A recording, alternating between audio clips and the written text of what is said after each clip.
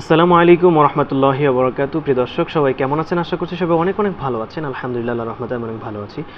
দর্শক, আজকে আপনাদের সামনে যে বিষয় নিয়ে আলোচনা করব সেটা হলো অজুর বিধান। এই বিষয়ে আপনাদের সামনে খুব গুরুত্বপূর্ণভাবে আলোচনা করব। তো বিষয় শুরু করার আগে সকলের কাছে অনুরোধ জানাচ্ছি, সকলে অবশ্যই চ্যানেলটি সাবস্ক্রাইব করে দিবেন, ভিডিওতে আপনার মূল্যবান মতামত জানাবেন, অবশ্যই কমেন্টে আমিন লিখে যাবেন এবং ভিডিওটিতে অবশ্যই একটা লাইক করে যাবেন। অজু অর্থ পরিচ্ছন্নতা ও সৌন্দর্য। অজু অর্থ পরিচ্ছন্নতা এবং সৌন্দর্য। অজু অর্থ অজু করার পানি। উজু ও অর্থ পরিচ্ছন্নতা ও সৌন্দর্য। ওয়াজু, একটা হলো উজু আর একটা হলো ওয়াজু, একটা পেশ দিয়ে একটা জবর দিয়ে। যেটা পেশ দিয়ে ওটা অর্থ হলো পরিচ্ছন্নতা ও সৌন্দর্য, এবং ওয়াজু, ওয়াজু যেটা ওয়াওয়ের উপরে জবর, ওটা অর্থ হলো অজু করার পানি। এই বিষয়টা আমরা অনেকেই জানি না, আমরা আলহামদুলিল্লাহ জেনে গেলাম। শরীয়তের পরিভাষায় উজু অর্থ পানি দ্বারা চেহারা, হাত ও পা ধোয়া এবং মাথা মাসে করা। অজুর 4 ফরজ।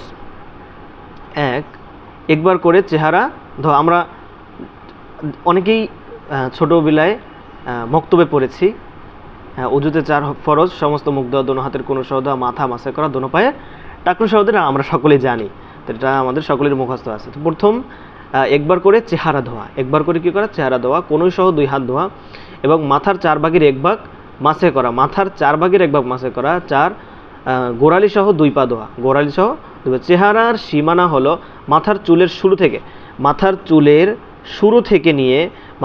শুরু থেকে চিবুকের নিচ পর্যন্ত। চিবুকের নিচ পর্যন্ত, এই চিবুক, এটা নিচ পর্যন্ত, এবং এই কান থেকে এই কানের লতি পর্যন্ত।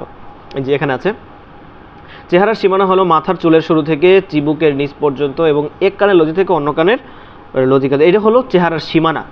অজুর সুন্নাত হলো, এখন আমরা জানবো অজুর সুন্নাতগুলো আমরা জেনে যাব। অজুর সুন্নাত আমরা জানবো। 1 নম্বর, অজুর শুরুতে নিয়াত করা এবং বিসমিল্লাহির রহমানির রহিম বলা। অজুর শুরুতে নিয়াত করা এবং বিসমিল্লাহির রহমানির রহিম বলা। প্রথমে কবজি পর্যন্ত 2 হাত ধোয়া। মেসওয়াক করা, মেসওয়াক না পেলে আঙ্গুল ব্যবহার করা। মেসওয়াক করা, মেসওয়াক না পেলে আঙ্গুল ব্যবহার করা। 3 বার করে কুলি করা ও গড়গড়া করা। 3 বার করে কুলি ও গড়গড়া করা। প্রতিবার নতুন পানি নিয়ে প্রতিটি অঙ্গ 3 বার করে ভালোভাবে ডলে ধোয়া। একই পানিতে পুরো মাথা এবং 2 কানের ভিতর ও বাহির মাসে করা। একই পানিতে পুরো মাথা এবং 2 কানের ভিতর ও বাহির মাসে করা। নিচের দিক থেকে দাড়ি খেলাল করা এবং হাতের ও পায়ের আঙ্গুল খেলাল করা। প্রথম অঙ্গ শুকিয়ে যাওয়ার আগে দ্বিতীয় অঙ্গ ধোয়া। প্রথম অঙ্গ শুকিয়ে যাওয়ার আগে কি করা? দ্বিতীয় অঙ্গ ধোয়া। চেহারা, হাত, মাথা ও পা এই তরতিব রক্ষা করা এবং ডান হাত ও ডান পা আগে ধোয়া। ডান হাত ও ডান পা কি করা? আগে ধোয়া। 10, মাথার সামনে থেকে মাসে শুরু করা এবং ঘাড় মাসে করা। আমরা অনেকেই সঠিকভাবে মাসে করতে জানি না। আমরা কি করব? টুপি প্রথমে আপনার রেখে, এরপরে এই হাত দিয়ে পুরো মাথা আগে করতে হবে। এরপরে আপনার কি করতে হবে? এই যে কানের ভিতরে, এই কানের এটাকে করতে হবে। এরপরে এই যে বুড়া আঙ্গুল, এই দুটো বৃদ্ধ আঙ্গুল, এই বৃদ্ধ আঙ্গুল দিয়ে এই কানের যে অপর পিঠ আছে, অপর পিঠটাকে এরকম করতে হবে। এরপরে আপনার ঘাড় আছে, এই ঘাড়ে মাসে করতে হবে। এবার এটা আমরা যারা জানছি আলহামদুলিল্লাহ, যারা আগে থেকে জানি আলহামদুলিল্লাহ আরও ভালো, যারা জানছি আলহামদুলিল্লাহ আরও ভালো। 10 নম্বর বলা হয়েছে অজুর মাসে করার বিষয়ে। আমরা সকলে জানছি অজুর মুস্তাহাব সমূহ। অজুর বিষয়টা পুরোটাই আপনাদের সামনে আমি এই ভিডিওর মাধ্যমে উপস্থাপন করতে যাচ্ছি।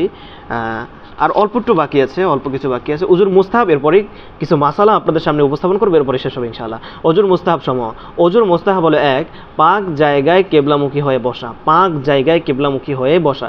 উঁচু স্থানে বসা, যাতে পানির ছিটা কাপড়ে ও শরীরে না লাগে, অথবা অন্য ব্যক্তি উজু করতেছে তার যেন কোনো ক্ষতি না হয়। আপনি পানি করতেছেন, তার শরীরে গিয়ে লাগলো, তার কাছে বিরক্ত, এরকম যেন না হয়। এই জন্য উঁচু স্থানে বসা এবং খেয়াল রাখা যেন অপরে যেন কষ্ট না হয়, নিজের পানি গিয়ে অন্যের গায়ে গিয়ে না ছেটে, অন্যের কাপড়ে গিয়ে না ছেটে, এটা আমরা খেয়াল রাখবো। কথা না বলা অজু করা, অজুর মাসনুন দোয়া পড়া। অঙ্গ ধোয়া ও মাসে করার ক্ষেত্রে কারোর সাহায্য না নেওয়া। অঙ্গ ধোয়া ও মাসে করার ক্ষেত্রে কারো সাহায্য। এখন একজন অসুস্থ, আপনারা প্রশ্ন করতে পারেন যে হুজুর, এখন তো একজন অসুস্থ, এখন তার ক্ষেত্রে কি অবস্থা হবে? তার ক্ষেত্রে সেটা ভিন্ন ব্যাপার, কারণ সে অসুস্থ, সে নিজে চলতে পারছে না, তার হাত ব্যবহার করতে পারছে না, এখন সে নিজের হাত দিয়ে কীভাবে করবে, তাই না? এই জন্য অন্যের হাত দিয়ে তিনি ই করতে পারবে, অসুবিধা নেই অঙ্গ ধোয়া মাসে করার ক্ষেত্রে কারো সাহায্য না নেওয়া। কথা না বলে অজুর মাসনুন দোয়া পড়া, প্রত্যেক অঙ্গে বিসমিল্লাহির রহমানির রহিম, প্রত্যেক অঙ্গ ধোয়ার আগে বিসমিল্লাহির রহমানির রহিম। কুলি ও গড়গড়ার পানি ডান হাতে নিয়ে বাম হাতে নাক ঝাড়া, ওয়াক্ত হওয়ার আগে অজু করা, দাঁড়িয়ে কিবলামুখী হয়ে অজুর বেঁচে যাওয়া পানি থেকে কি করা, পানি থেকে পান করা এবং এই দোয়া পড়া।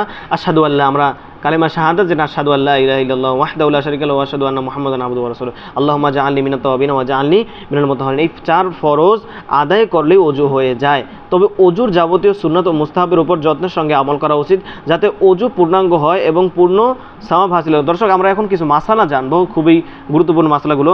এক, ওযুর অঙ্গে যদি এমন কিছু থাকে যাতে পানি চামড়া পর্যন্ত পৌঁছতে পারে না, তাহলে তা দূর করে নিচে পানি পৌঁছানো ওয়াজিব, অন্যথায় ওযু হবে না। যেমন মোম, আটা, এই সকল কিছু যদি থাকে তাহলে ওগুলো উঠে এরপরই করতে হবে।